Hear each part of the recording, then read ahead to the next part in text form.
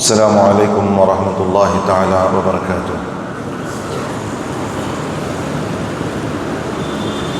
الحمد للہ نحمده ونستعینه ونستغفره ونؤمن به ونتوکل علیہ ونعوذ باللہ من شرور انفسنا ومن سیئات اعمالنا من يهده الله فلا مضل له ومن يضلله فلا هادي له ونشهد أن لا إله إلا الله وأشهد أن محمدا عبده ورسوله أرسله بالحق بشيرا ونذيرا وداعيا إلى الله بإذنه وسراجا منيرا أما بعد فأعوذ بالله من الشيطان الرجيم بسم الله الرحمن الرحيم إن أول بيت وضع للناس للذي ببكة مبارك صدق الله العظيم وصدق رسوله النبي الأمين الكريم ونحن على ذلك لمن الشاهدين والشاكرين والحمد لله رب العالمين۔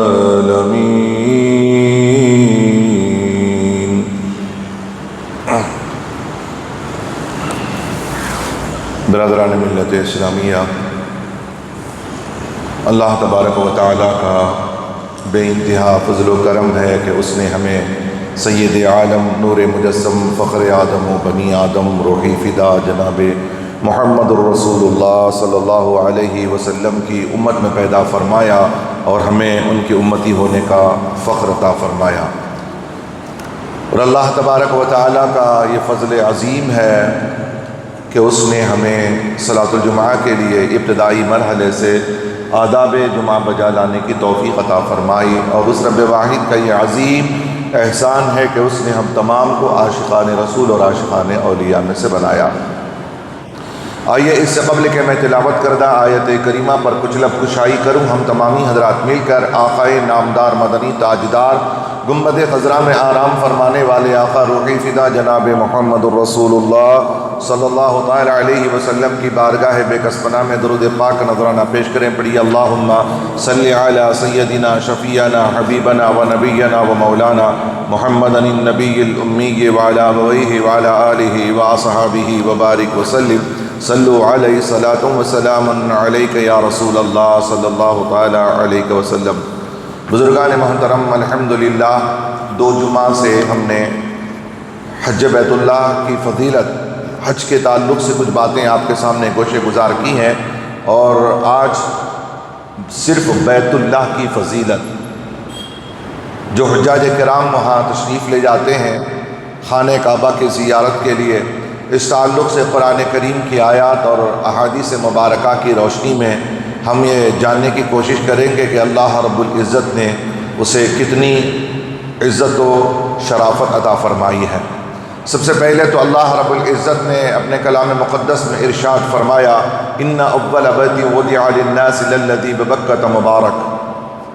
سب سے پہلے اللہ رب العزت نے جس گھر کو وضع کیا، جس مکان کو اللہ تعالیٰ نے سب سے پہلے جو بنایا وہ ہے مکہ مکرمہ۔ ان اول بیت وضع للناس۔ اچھا، یہ وضع کس کے لیے کیا گیا ہے؟ یہ گھر بنایا کس کے لیے ہے؟ اللہ رب العزت نے اپنے لیے مکان نہیں بنایا، بلکہ اللہ رب العزت نے اسے لوگوں کے لیے، اس کے بندوں کے لیے اسے وضع فرمایا۔ للذی ببکۃ مبارک، اور یہ گھر کا نام اللہ رب العزت نے بکہ رکھا۔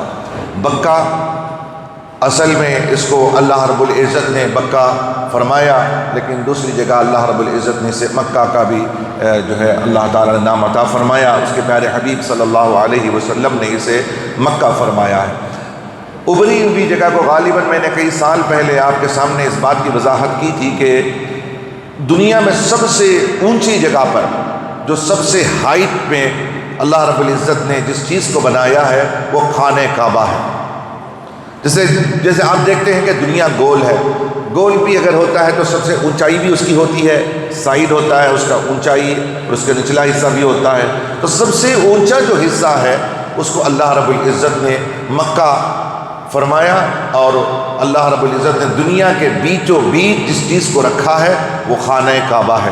دنیا کے کسی بھی کونے سے اللہ رب العزت کی بارگاہ میں اگر سجدہ کرنا چاہے، سمت اختیار کرنا چاہے، ایک بات آپ کو اسی درمیان میں وضاحت کر دوں، ہم جو سجدہ کرتے ہیں وہ سجدہ خانہ کعبہ کو نہیں ہے، خانہ کعبہ کو ہمارا سجدہ نہیں ہے، بلکہ اللہ کے لیے ہمارا سجدہ ہوتا ہے۔ اگر بندہ اپنی سمتیں الگ الگ اختیار کر لے تو کوئی بندہ مشرق کی طرف منہ کر کے نماز پڑھے، کوئی مشرق کی طرف، کوئی مغرب کی طرف، کوئی شمال کی طرف، کوئی جنوب کی طرف، اللہ رب العزت نے تمام بندوں کو، اپنے تمام چاہنے والوں کو ایک سمت اور ایک رنگ میں ڈھالنے کے لیے اللہ رب العزت نے ایک جگہ تجویز فرمائی، اور اللہ رب العزت نے اسے ایک مرکزی حیثیت عطا کی، اور اللہ رب العزت نے فرمایا کہ جو بندہ بھی اس گھر کی طرف رخ کر کے سجدہ کرے گا تو وہ سجدہ کعبہ کو نہیں ہوگا بلکہ وہ سجدہ میرے لیے ہوگا۔ اور دنیا کا پورا نظام ہے کہ وہ کسی بھی جگہ ہو، مشرق و مغرب میں، شمال میں، جنوب میں، اگر وہ رخ اور سمت اختیار کرتا ہے تو وہ خانہ کعبہ کی طرف اختیار کرتا ہے۔ آج سے کئی سال پہلے ایک سائنٹسٹ جب مصر پہنچا سیاحت کے لیے، سیر و تفریح کرنے کے لیے، بہت بڑا ایک انگریز جو سائنٹسٹ تھا وہ پہنچا مصر، سب سے خوبصورت مکانات کے اعتبار سے جانا جاتا ہے، سب سے حسین محلات جہاں بنائے گئے ہیں، وہ محلات کے علاوہ لوگ بھی وہاں کے بڑے حسین و جمیل ہیں، وہاں کی رہن سہن بھی الگ ہے، مصر، ایجپٹ۔ وہ پہنچا جامعہ ازہر، جو دنیا کا سب سے پہلا مرکزی مدرسہ جو ہے وہ جامعہ الازہر، سب سے پہلا، کوئی اس سے پہلے مدرسہ ایسا خیام و طعام کا جس طریقے سے ہے، جامعہ ازہر سے پہلے کوئی مدرسہ نہیں رہا۔ تو وہ پہنچا جامعہ ازہر، وہاں کی مسجد میں پہنچا تو وہاں پر مینار پہ چڑھنے کے لیے جگہ بھی ہے، وہ چڑھ کر سیاحت اور اس کی خوبصورتی کو دیکھنے کے لیے چڑھا۔ وہ وقت تھا نماز عصر کا، وہ چڑھ گیا اوپر مینار پہ چڑھ کے جب اس نے نیچے کی طرف دیکھا تو ایک ہی امام کے پیچھے پورے ہزاروں لوگ ایک ہی طریقے پر، ایک آواز پر، ایک ہی طریقے کی جو ہے وہ جھکنا اٹھنا کر رہے ہیں۔ تو اس نے کہا کہ ایک کی اقتداء اس قدر کرنے والے جس مذہب میں ہوں گے ان کا مذہب کتنا پیارا ہوگا، کتنا حسین ان کا مرکزی اعتبار سے ان کی عبادت ہے۔ تو وہ جب نیچے اترا ہے، چڑھا تو تھا وہ انگریز، چڑھا تو تھا وہ ایک یہودی و نصرانی ہو کر کے چڑھا تھا تو وہی وہ غیر مسلم تھا۔ جب نیچے اترا ہے تو اس کے دل میں اللہ رب العزت نے اس عبادت کو دکھا کر اس کی دل کی دنیا تبدیل کر دی۔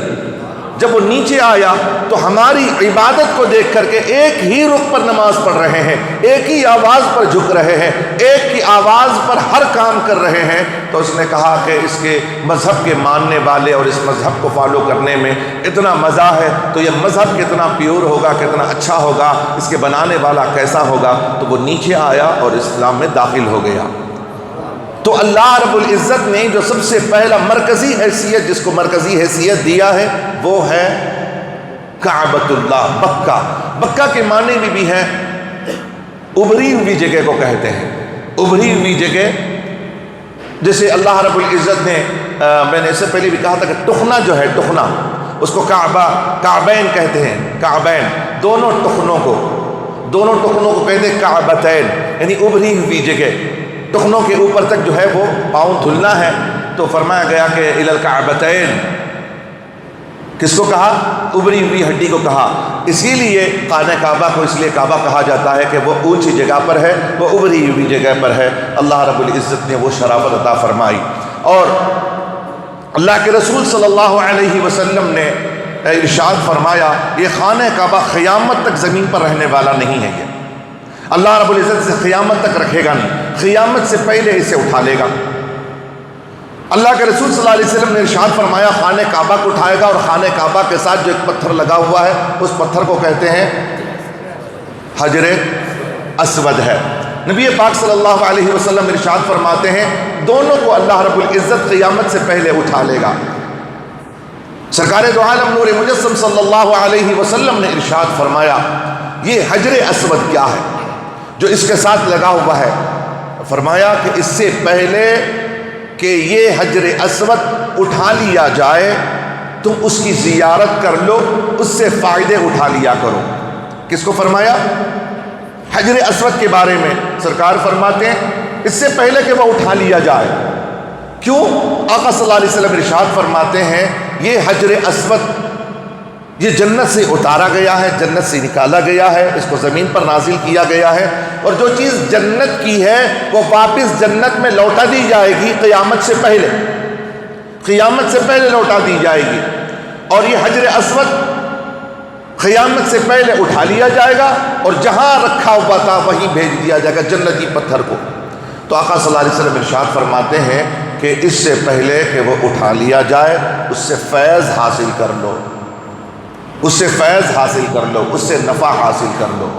پتھر جو حجر اسود ہے وہ نفع، جو جنتی چیز ہوتی ہے نا، جنتی چیز ہوتی ہے وہ فائدہ دیتی ہے۔ اللہ کے رسول صلی اللہ علیہ وسلم نے فرمایا فائدہ اٹھاؤ اس سے، اور خانہ کعبہ بھی اٹھا لیا جائے گا۔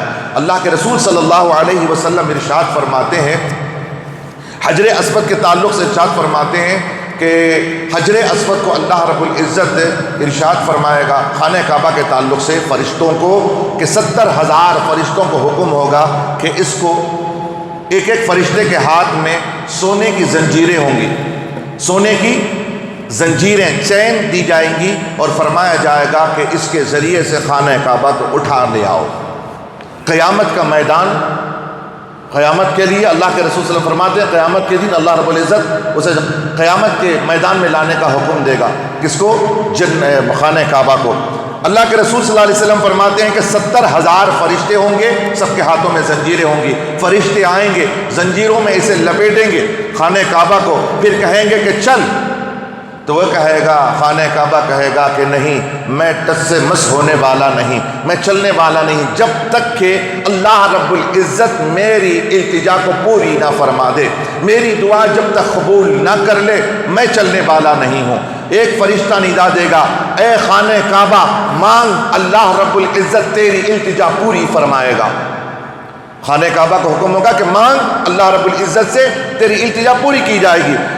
خانہ کعبہ کہتے ہیں کہ میرے ارد گرد جتنے تدفین ہیں، مرے ہوئے ہیں، تدفین کیے ہوئے ہیں، جب تک ان لوگوں کے حق میں میری شفاعت قبول نہیں ہوگی میں یہاں سے بچنے والا نہیں ہوں۔ تو اللہ رب العزت فرشتے کو حکم دے گا کہ اسے ندا دے دو کہ اس کی جو التجا ہے خانہ کعبہ کی، اس التجا کو قبول کر لی گئی۔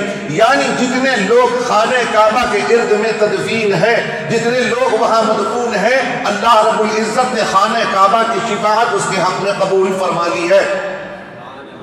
سمجھ رہے ہیں آپ حضرات؟ خانہ کعبہ کو دیکھنا، خانہ کعبہ کے ارد گرد میں مر جانا، خانہ کعبہ کے ارد گرد میں تدفین ہو جانا کتنی عظمت والی چیز ہے۔ اب سنیے، جب پھر کہا جائے گا کہ تیری شفاعت تو قبول کر لی گئی، اب چل، اسے زنجیروں میں پھر جگڑا جائے گا، پھر اٹھانے کے لیے فرشتے کہیں گے کہ چل، پھر وہ خانہ کعبہ عرض کرے گا میری التجا مکمل نہیں ہے، ایک اور میری التجا ہے۔ خانہ کعبہ اللہ تبارک و تعالیٰ کے حضور عرض کرے گا میرے مالک، میری التجا یہ ہے کہ جو اپنے اہل خانہ کو چھوڑ کر دور دراز سے سفر کر کے تیری رضا کے لیے میری زیارت کیا ہے، جس نے بھی اس کے چکر لگائے ہیں، اے اللہ میری شفاعت ان کے حق میں بھی قبول فرما لے۔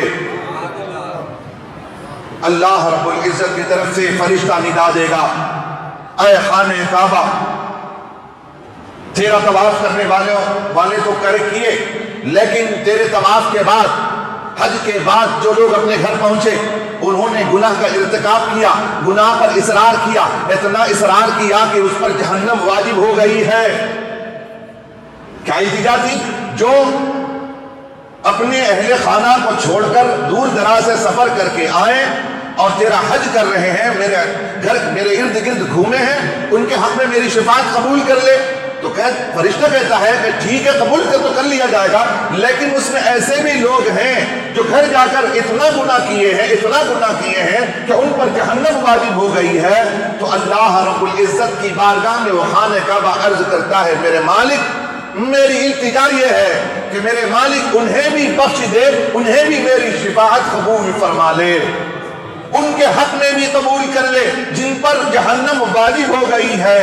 اللہ رب العزت خانہ کعبہ کی اس التجا کو بھی قبول فرمائے گا اور فرشتہ ندا دے گا، اے خانہ کعبہ، اللہ نے تیری یہ التجا بھی قبول فرما لی ہے، اب خانہ کعبہ کی طرف چل۔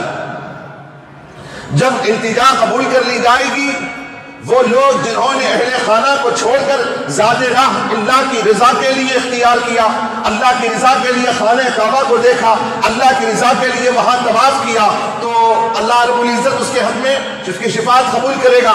اللہ کے رسول صلی اللہ علیہ وسلم فرماتے ہیں کہ فرشتہ ندا دے گا، اے اہل محشر، جتنے لوگوں نے خانہ کعبہ کو دیکھا ہے، خانہ کعبہ کو طواف کیا ہے، وہ ایک طرف ہو جائیں، وہ ایک طرف ہو جائیں۔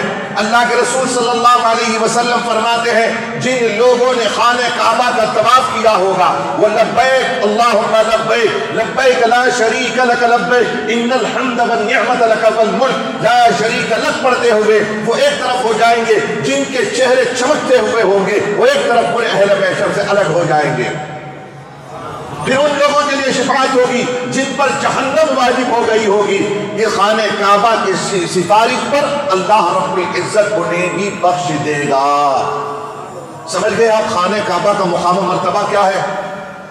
ہم بس یہی سوچ رہے ہیں کہ جائیں کہ نہ جائیں، پہلے تو یہ کام کر لیں، پہلے وہ کام کر لیں، اس سے فارغ ہو جائیں، اس سے فارغ ہو جائیں، کاروبار سے فارغ ہو جائیں، شادیوں سے فارغ ہو جائیں، مکانات کی تعمیر سے فارغ ہو جائیں۔ لیکن یاد رکھو مکان تو تعمیر ہو جائے گی، لیکن مکان تمہیں قیامت کے دن سفارش نہیں کرائے گا۔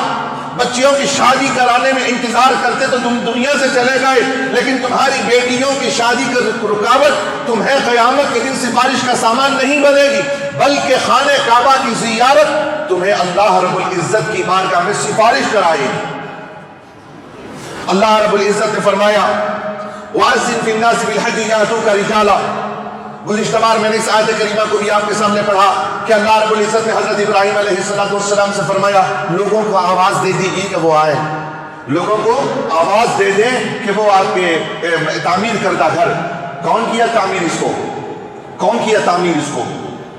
حضرت ابراہیم علیہ السلام، حضرت اسماعیل علیہ السلام، یعنی بارے دیگر دوسری مرتبہ تیسری مرتبہ حضرت ابراہیم علیہ السلام اور حضرت اسماعیل علیہ السلام نے اسے تعمیر فرمایا، خانہ کعبہ کو تعمیر فرمایا۔ خانہ کعبہ کو تعمیر جب کر دیا تو وہاں تو رہن سہن والے کوئی زیادہ تو لوگ نہیں تھے، تو اللہ رب العزت نے اسے فرمایا کہ آپ اعلان کر دیجئے کہ لوگ اس گھر کی طرف لوٹ کر کے آئیں، اس کا حج کریں، طواف کریں۔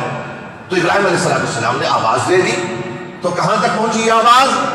قیامت تک آنے والے لوگوں تک اللہ رب العزت نے عالم ارواح تک ان کی آواز کو پہنچا دیا۔ یہ کام کس کا تھا؟ اللہ کا کام تھا آواز دینا۔ ابراہیم علیہ السلام اللہ کے لیے جو کر دیتا ہے کام، اللہ کے لیے کر دینا آپ کا کام ہے، انجام تک پہنچانا یہ رب کا کام ہوا کرتا ہے۔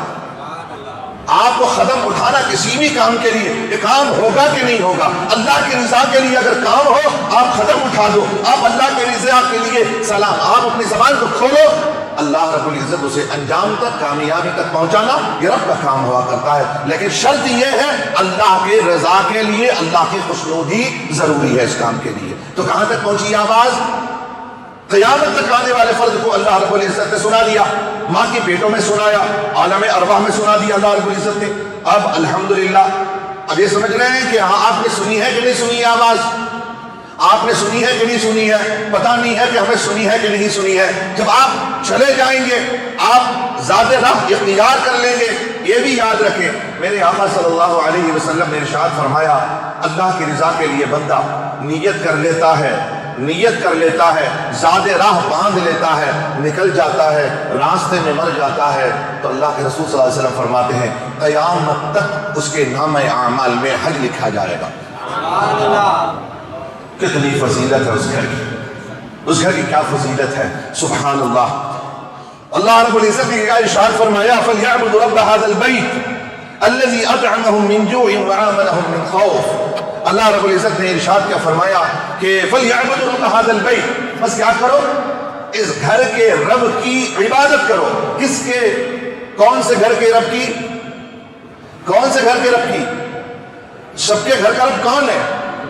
اللہ رب العزت ہی سب کے گھروں کا رب ہے، لیکن یہ خصوصیت کے ساتھ اس گھر کی طرف اپنی جو ہے وہ نسبت کو اللہ رب العزت نے ارشاد فرمایا فَلْيَعْبُدُوا، بس تم عبادت کرو کس کی؟ رَبَّ هَذَا الْبَيْتِ، اس گھر کے رب کی عبادت کیا کرو۔ تو اللہ رب العزت نے اس گھر کی عظمت کو بیان کرنے کے لیے اپنی نسبت کو شامل کر رہا ہے۔ یہ گھر عام گھر نہیں ہے، سب تمہارے گھر ہیں۔ کوئی گھر تو فلاں صاحب کا گھر ہے، فلاں کا گھر ہے، فلاں کا گھر ہے، فلاں کا گھر ہے، لیکن یہ جو خانہ کعبہ ہے وہ بیت اللہ ہے۔ وہ اللہ تعالیٰ تو اس میں رہتا نہیں ہے، رہتا تو نہیں ہے، لیکن نسبت اللہ رب العزت نے اس مکان کی طرف کر کے بتا دیا اس کی شرافتیں ہیں، اس کی کرامتیں ہیں، اس کی فضیلتیں ہیں۔ بس اللہ نے اسے فضیلت بیان کر کے بندوں کو بتایا، کبھی خیال بھی لا لیا کرو کہ میرے رب کے گھر کی زیارت بھی کراؤ، ان آنکھوں سے میرے رب کے گھر کی زیارت بھی کراؤں۔ لیکن ہر بار سفر کرنا، ہر بار جانا ضروری نہیں، لیکن ایک بار بھی کرے لیکن اللہ کی رضا کے لیے کرے۔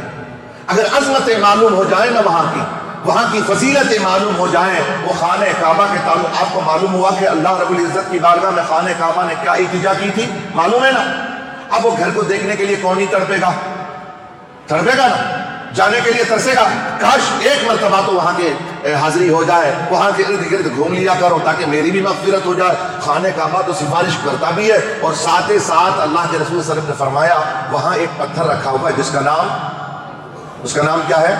حجر اسود۔ فرمایا کہ حجر اسود بھی اللہ کی یہاں سفارش کرے گا۔ اللہ کے رسول صلی اللہ علیہ وسلم نے ارشاد فرمایا کل قیامت کے روز اللہ رب العزت حجر اسود کو ایک زبان دو آنکھیں عطا فرمائے گا۔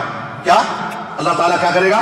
ایک زبان اور دو آنکھیں اللہ رب العزت عطا فرمائے گا۔ کس کو؟ حجر اسود کو اللہ کے رسول نے فرمایا اس کو عطا کرے گا، اور یہ کل قیامت کے روز گواہی دے گا کہ کس نے اس کو چوما ہے، کس نے اسے نہیں چوما ہے، اور یہ گواہی دے گا حجر اسود، اس کی سفارش اللہ رب العزت کل قیامت کے دن قبول فرمائے گا۔ تو لہٰذا ہمیں چاہیے کہ خانہ کعبہ کی کم سے کم زندگی میں ایک مرتبہ دیدار کر لی جائے۔ فرماتے ہیں رسول اللہ صلی اللہ علیہ وسلم کہ اگر حجر اسود کو زمانے جاہلیت کی پلیدیوں نے مس نہ کیا ہوتا، زمانے جاہلیت میں گندگی، لوگوں نے جو ہے اس خون کو لا کر کے پورے خانہ کعبہ کو لگا دیا کرتے تھے، بلی چڑھاتے تھے وہ لوگ بھی بلی چڑھاتے تھے، کاٹتے بکروں کو لا کے کاٹتے خانہ کعبہ کے گردے اور خون اٹھا کر کے، جیسے آج کل بتوں کو یہ لوگ لے جا کر کے بلی لگا کاٹنے کے بعد خون لے جا کے کیا کرتے ہیں؟ بتوں کو لگا دیتے ہیں۔ ویسے ہی پہلے زمانے جاہلیت، یہ اب کے لوگ نہیں ہے، یہ جو عمل ہے ان کا یہ اب کا نہیں ہے، یہ پرانا ہے، بہت پرانا ہے، یہ بتوں پر خون لگانا یہ پرانا طریقہ کار ہے ان کا۔ فرماتے ہیں رسول اللہ صلی اللہ علیہ وسلم اگر زمانے جاہلیت کی پلیدیوں سے اگر یہ مس نہ کیا ہوتا حجر اسود کو تو اس کو جو مصیبت زدہ چھوتا شفا پا جاتا تھا۔ اگر یہ جاہل لوگ کفار، عرب کے جو کفار تھے جو خون اور بہت ساری گندگیاں لا کر کے خانہ کعبہ کو لگاتے، یہی ان کا وہ عبادت سمجھتے تھے اسے، اگر یہ پلیدیاں گندگیاں اگر حجر اسود کو اگر نہ چھوتی یہ گندگیاں تو اللہ کے رسول صلی اللہ علیہ وسلم فرماتے ہیں قسم و اس ذات کی جس کے قبضے میں محمد کی جان ہے کہ اگر کوئی بیمار حجر اسود کو ہاتھ لگاتا تو شفا پا جاتا تھا۔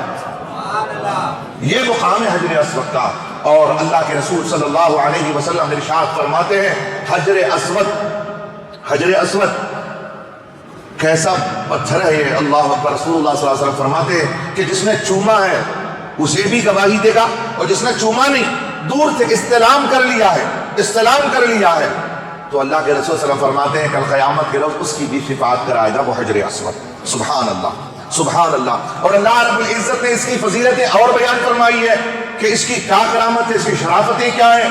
دو قبلوں کا بھی ذکر کرتا ہے، سبحان الذی اسری بعبدہ لیلا من المسجد الحرام، میرے محبوب صلی اللہ علیہ وسلم کے معراج کے لیے، میرے محبوب صلی اللہ علیہ وسلم کے کعبہ قوسین میں آنے کے لیے جہاں سے میرے حبیب کا سفر شروع کرا رہا ہوں وہ ہے بیت اللہ، وہ مسجد حرام کو میں نے منتخب کیا ہے، اس لیے کہ بہت فضیلتیں اندازہ نہیں کر سکتے، آپ اندازہ نہیں کر سکتے۔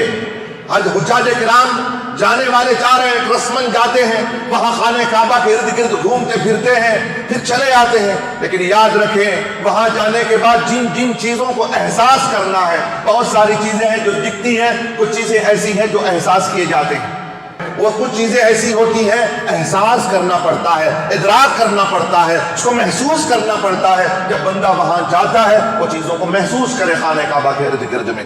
اللہ رب العزت نے ارشاد فرمایا اور خانہ کعبہ کی فضیلت اور بھی بیان کی ہے، کیا اللہ تعالیٰ فرماتا ہے اس خانہ کعبہ کے تعلق سے میری کیسی محبت ہے، میری کیسی محبت ہے۔ اللہ فرماتا ہے أَلَمْ تَرَ كَيْفَ فَعَلَ رَبُّكَ بِأَصْحَابِ الْفِيلِ أَلَمْ يَجْعَلْ كَيْدَهُمْ فِي تَضْلِيلٍ وَأَرْسَلَ عَلَيْهِمْ طَيْرًا أَبَابِيلَ تَرْمِيهِمْ بِحِجَارَةٍ مِّن سِجِّيلٍ فَجَعَلَهُمْ كَعَصْفٍ مَّأْكُولٍ أَلَمْ تَرَ كَيْفَ فَعَلَ رَبُّكَ بِأَصْحَابِ الْفِيلِ، یہ رب ذوالجلال نے جو بتایا کہ میں نے اصحاب فیل کو جو ستیہ ناز کیا ہے، میں نے اپنے فوج کو بھیجا ہے، اپنی آرمی کو جو بھیجا ہے، میں نے کب بھیجا ہے؟ جب ابرہا کا خیال آیا میرے گھر کو ڈھانے کا ارادہ۔ یاد رکھو ارادے پر آدمی کوئی گناہ کا ارادہ کرتا ہے تو اس کا نام اعمال میں حساب نہیں لکھا جاتا، ارادہ کرنے پر گناہ کا ارادہ کرے، غور سے سن رہے ہیں نا میری بات کو، توجہ ہے نا، کیا گناہ کا بندہ ارادہ کرے تو لکھا نہیں جاتا ہے، لیکن ایک گناہ ایسا ہے ارادہ کرنے پر اللہ رب العزت اس کی تباہی کے فہرست میں اس کا نام لکھ دیتا ہے، وہ ہے خانہ کعبہ کی، خانہ کعبہ کے تعلق سے بے حرمتی کا اگر خیال کرتا ہے، بس ارادہ کرتا ہے، اللہ رب العزت اسے ذلت کی موت کا فیصلہ کر دیتا ہے۔ ارادہ کرے، گناہ کرنے کا ارادہ، شراب پینے کا ارادہ کہ نعوذ باللہ کسی نے کیا، جب تک پیتا نہیں ہونٹ تک بھی لایا نہیں لکھا جائے گا، ہونٹ تک بھی لایا پھر بھی نہیں لکھا، پی لیا تب اس کا گناہ لکھا جائے گا۔ لیکن خانہ کعبہ کے تعلق سے میرے آقا صلی اللہ علیہ وسلم فرماتے ہیں کہ ارادہ کیا اس کی تعظیم میں کمی لانے کا، اس کی تذلیل کا، ارادہ کرتی ہے اللہ رب العزت اس کی ذلت و رسوائی کا فیصلہ کر دیتا ہے رب العزت۔ تو أَلَمْ تَرَ كَيْفَ فَعَلَ رَبُّكَ بِأَصْحَابِ الْفِيلِ جو فرمایا یہ پورا واقعہ بتا رہا ہے کہ اللہ رب العزت خانہ کعبہ سے کس قدر محبت کرتا ہے۔ لوگوں ابھی اس گھر کو جانے کا ٹائم نہیں آیا، اس گھر کو جانے کا، اس گھر کو دیکھنے کا وقت نہیں آیا ہے، اللہ سے دعائیں کرتے رہو، اللہ کون سی دعا نہیں قبول کرے گا۔ حضرت ذوالنور مسیح رحمۃ اللہ تعالیٰ علیہ سے پوچھا کہ آپ نے خانہ کعبہ کو جب دیکھا تو آپ نے کیا دعا کی؟ خانہ کعبہ کو دیکھنے پر کیا دعا کی ہے؟ تو حضرت ذوالنور مسیح رحمۃ اللہ علیہ فرماتے ہیں کہ میں نے خانہ کعبہ کو جب پہلی نظر پڑی میری تو میں نے کہا میرے مالک مجھے مستجاب الدعوات بنا دے، مجھے کیا بنا دے؟ مستجاب الدعوات، یعنی میری ہر دعا کو قبول ہونے والی دعا بنا دے، میں زندگی بھر میں دعا کروں تو میری دعا قبول ہونے والی دعا بنا دے۔ تو یہ کیسی دعا ہے اور وہ کہاں ہوتی ہے؟ وہ کہاں ہوتی ہے؟ لوگ سوچتے ہیں کہ فلاں وقت میں فلاں جگہ پر کھڑے ہو کر کے دعا کروں، کوئی کہتا ہے کہ فلاں جگہ پر کھڑ کے دعا مانگو تو دعا قبول ہو جاتی ہے، فلاں پتھر پر کھڑے ہو جاؤ، وہاں ماربل کے پتھر پہ گرینٹ پر کھڑے ہو کر کے یہاں وہ مقام خاص ہے، وہاں کھڑ کے دعا مانگو دعا قبول ہو جاتی ہے۔ بالکل ہو سکتی ہے کہ فلاں جگہ پر جا کے کھڑے ہونے سے، لیکن اللہ کے رسول صلی اللہ علیہ وسلم ارشاد فرماتے بندہ اللہ کی رضا کے لیے آئے اور پہلی نظر جب خانہ کعبہ پر پڑے میرے آقا کو فرمانے۔ بہت ساری چیزوں کے تعلق سے میں آپ کو یہ بدگمانی مت لائیے میرے تعلق سے کہ میں نے کون سی باتیں کر دی ہیں، سن لیجئے کہ جہاں پر بھی یہ اولیاء کرام نے فرمایا کہ فلاں جگہ کھڑو، فلاں بارگاہ میں جاؤ دعا مقبول ہوتی ہے، میں کہتا ہوں دعا قبول ہوتی ہے۔ کہا ہوگا غوث اعظم نے کہا ہوگا تو خواجہ نے کہا ہوگا تو حضرت صابر پیاں نے کہا ہوگا تو اللہ کے ولی نے کہا ہوگا تو کسی سے صحابی نے کہا ہوگا، لیکن یہ کلام میرے مصطفیٰ کی زبان سے نکلا ہوا کلام ہے۔ میرے آقا فرماتے خانہ کعبہ کو دیکھنے والا پہلی نظر پڑتی ہے، اللہ کے رسول نے فرمایا اس کی دعا مقبول ہو کے رہتی ہے۔ آپ کو ہر جگہ کی فضیلت معلوم ہے لیکن ہمیں پتہ نہیں، تو یہ کہ پتہ نہیں، ہم لوگ دوسرے میں ملوث ہو چکے ہیں، ہم تو پھر فضائل میں اور پھر اس کے بعد ہم نوافل میں ملوث ہو چکے ہیں۔ ہمارے اوپر فرضیت اور میرے آقا کی سنتوں کے تعلق سے ہمیں زور دینا نہیں آتا ہے۔ ارے خانہ کعبہ کو دیکھنا، میرے آقا فرماتے ہیں عبادت ہے۔ میرے آقا نے فرمایا خانہ کعبہ کو دیکھنا عبادت ہے، دیکھا کرو، تکا کرو۔ میرے آقا فرماتے ہیں تکتے رہو عبادت میں لکھا جائے گا، دیکھتے رہو لکھا جائے گا، بس کچھ بھی نہ کرو، ذکر بھی نہیں کرو، کوئی کام نہیں کرو، صرف دیکھتے رہو، آنکھ سے تکتے رہو، عبادت عبادت عبادت عبادت عبادت، اللہ کی عبادت شمار کی جائے گی۔ اتنی بڑی فضیلت ہے خانہ کعبہ کے تعلق سے۔ میرے آقا صلی اللہ علیہ وسلم نے مزید ارشاد فرمایا یہ امن کا گھر ہے۔ کون سا گھر ہے؟ اللہ کا گھر کیا ہے؟ امن والا گھر ہے، سکون والا گھر ہے، اور اللہ رب العزت نے اسے امن کی جگہ فرمایا ہے۔ یہ شہر کون سا ہے؟ شہر کون سا ہے؟ شہر کون سا ہے بھائی؟ مکہ، شہر مکہ۔ اب یہ تمام فضیلتیں ہیں، دیکھنے میں یہ ہے، وہاں کے ذکر یہ ہے، وہ شفاعت کرے گا سب۔ اب اہل سنت والجماعت کو خصوصی ایک محبت ہوتی ہے، ایک لگن ہے، ایک نسبت ہے، وہ نسبت من مرتا ہے، وہ ہے مصطفیٰ کی نسبت۔ سب ایک طرف نسبت ہے، تمام ایک طرف، لیکن مصطفیٰ کی نسبت کی بات آ گئی تمام کو ایک طرف کر دیتا ہے، یہاں تک کہ اپنی اولادوں کی محبت کو ایک طرف کر دیتا ہے، اپنے ماں باپ کی نسبت کو ایک طرف کر دیتا ہے مصطفیٰ کی نسبت کے سامنے۔ آؤ چلو سنتے ہیں آج خانہ کعبہ کو مصطفیٰ سے کیسی نسبت ہے۔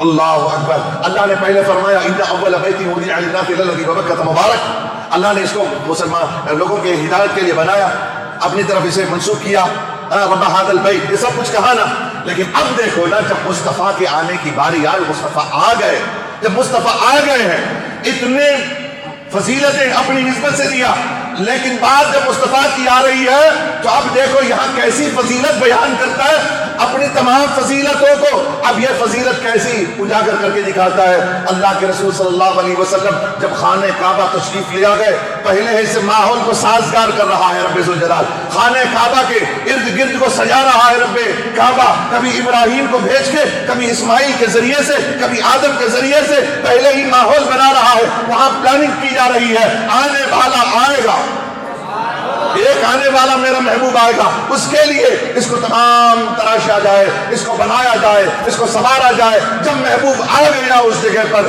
تو اللہ رب العزت نے کہا اب میں ایسی فضیلت بیان کرتا ہوں قیامت تک آنے والا اب اس فضیلت پر جو ہے وہ مچلتا رہے گا۔ اللہ نے فرمایا میں رب ہو کر کے اب میں قسم اٹھاتا ہوں، لا اقسم بہذا البلد، لا اقسم بہذا البلد، قسم ہے، قسم اٹھاتا رب ذوالجلال، قسم کھاتا رب ذوالجلال، لا اقسم بہذا البلد، قسم ہے مجھے اس شہر مکہ کی، لا اقسم بہذا البلد، اس شہر مکہ کی قسم کھاتا ہوں، اس شہر کی قسم اٹھاتا ہوں۔